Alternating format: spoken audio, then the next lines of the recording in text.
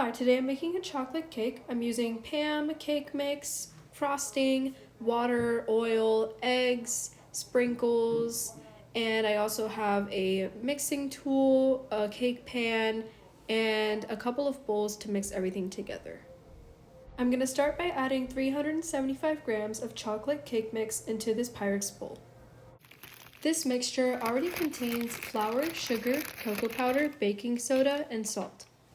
Here I am breaking down the mix into smaller particles to make it easier to combine ingredients later on. Now I'm adding 1 cup or 237 grams of water into the mixture.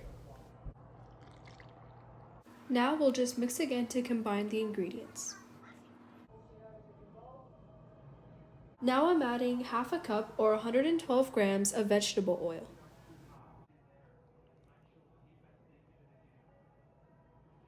And then mix until that's fully combined as well.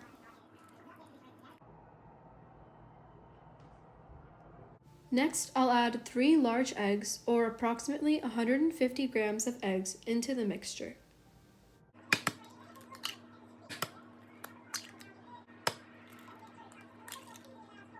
Next, I just mixed a bit. I then went in with an electric mixer just to make sure that everything was well combined. Then I preheated my oven to 325 degrees Fahrenheit or 162 degrees Celsius. Then I used Pam nonstick spray to make sure that my pan was well greased. I'm using a 9-inch round sheet into which I'm filling it up halfway for it to bake. Now the oven is fully heated, so I can go ahead and put in my pan for it to bake. It'll take about 25 minutes.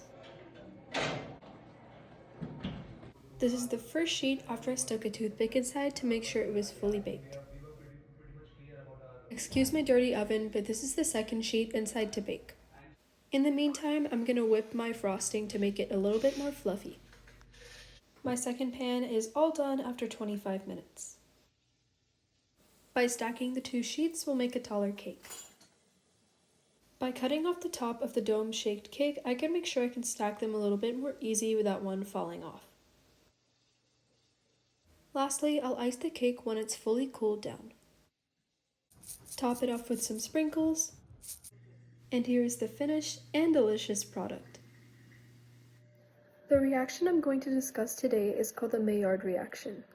The Maillard reaction is a chemical process, meaning the molecules in my chocolate cake change, breaking old bonds and forming completely new ones.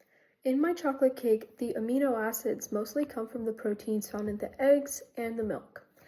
Eggs contain proteins like albumin, and milk has casein and whey proteins. The reducing sugars come from granulated sugar, brown sugar, and even the natural sugars in the chocolate. In this case, cane sugar was used as well as sugar in the cacao powder. Both the amino acids and the sugars are absolutely vital to have this Maillard reaction. Specifically, the NH2 groups, that's the amino group, come from amino acids that make up these specific proteins. When heat and mixing break down the protein structures a little, the free amino acids are exposed and ready to react. They're broken down when I mixed it by hand, and I also mixed it with the whisk.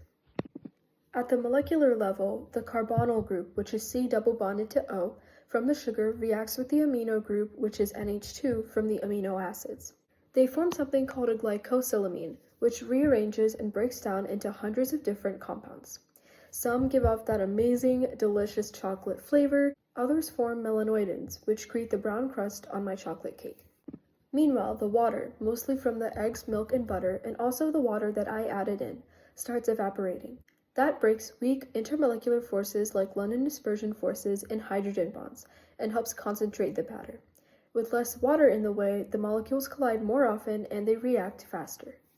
The earlier steps of the Maillard reaction are endothermic, which means they absorb heat to break the bonds. But later steps, when stable flavor molecules and pigments form, it can be exothermic and release heat. And just to be clear, this is a different process than caramelization.